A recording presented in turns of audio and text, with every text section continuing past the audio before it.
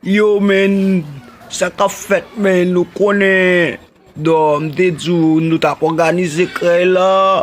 Ou kon maman men, son femme ki danje.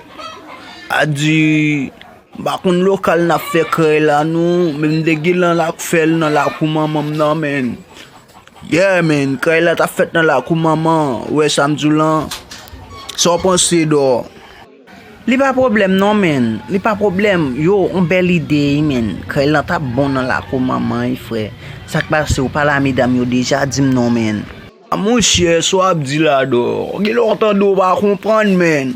Djou kon sa, mpala medam yo pou kre la, men espas pou n'fel lan boko jwen men. Na fel nan la kou maman men, ou tande men maman fokke ap di bay men.